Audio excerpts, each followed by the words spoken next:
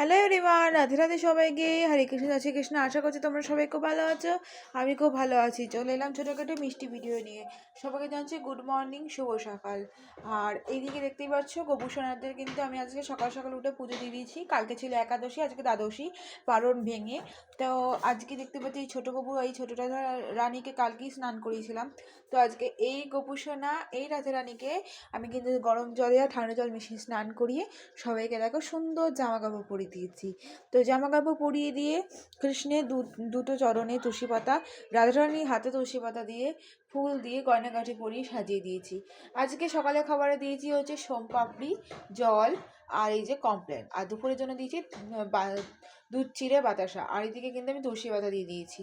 সারাদিনে জল রেডি করে দিয়েছি আর এদিকে তুলসী পাতা দেওয়া হয়ে গেছে। জল সঙ্গে জল ভরে তুলসী পাতা দিয়ে ধূপকাঠি দিয়ে আরতি করা কমপ্লিট করে তারপর এই যে গীতায় তুলসী পাতা দিয়ে সব ঠাকুরকে কিন্তু আমি এখানে যত ঠাকুর আছে তো সবাইকে আমি ধূপকাঠি দিয়ে আরতি করে দিয়েছি। এই যে আমার বইয়ের তাকটাও আরতি করা হয়েছে। ওদের বিছানা গুছিয়ে দেখো প্যান্টগুলো ধুয়ে এখানে মেলেছি। এদিকে কিন্তু ওদের দুটো জামা ধুয়ে এখানে মেলেছি আর বাসনগুলো উগুর করে রেখেছি। আর ওই যে মানে দুধটা গরম করেছিলাম সেইটা সসপ্যানটা যেখানে মাজা হয় সেই জায়গাটায় রেখে দিয়েছি। ওখানে সব জমিয়ে রাখি, সারাদিনের পর কালকে মাজা হবে বাসনগুলো।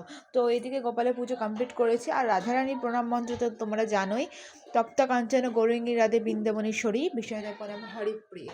আর কৃষ্ণের মন্ত্র যা কৃষ্ণায় বাসুদেবায় হরে হে প্রণমাত্মনে প্রণতঃ ক্লেশবাসায় গোবিন্দায় নমো নমঃ। হে কৃষ্ণ করুণা সিন্ধু দীনবন্ধু জগৎপতে গোপীশ্বর গোপীনাকান্ত রাধাকান্ত নমস্তুতে। তাছাড়াও কৃষ্ণায় বাসুদেবায় জৈবগুণ দিতায় অশোকায় কৃষ্ণ কৃষ্ণ গোবিন্দায় নমো নমঃ। হে কৃষ্ণ করুণা সিন্ধু দীনবন্ধু জগৎপতি গোপীশ্বর গোপীনাকান্ত রাধাকান্ত নমস্তুতে। এই বলে রাধাকৃষ্ণের আমি পুরা মন্ত্র বলে আমি পুজো কমপ্লিট করলাম। আজকে এখন বেজে গেছে টাইম 12:15। তো 12:15টার মধ্যে আমি কিন্তু সকালে দুপুরে পুজো দিয়ে কমপ্লিট করে নিলাম। ভিডিওটা ভালো লাগলে অবশ্যই চিরশ্রী গোপু চ্যানেলটা সাবস্ক্রাইব করে দিও। আর এই ভিডিওটাতে লাইক কমেন্ট শেয়ার করতে ভুলো না।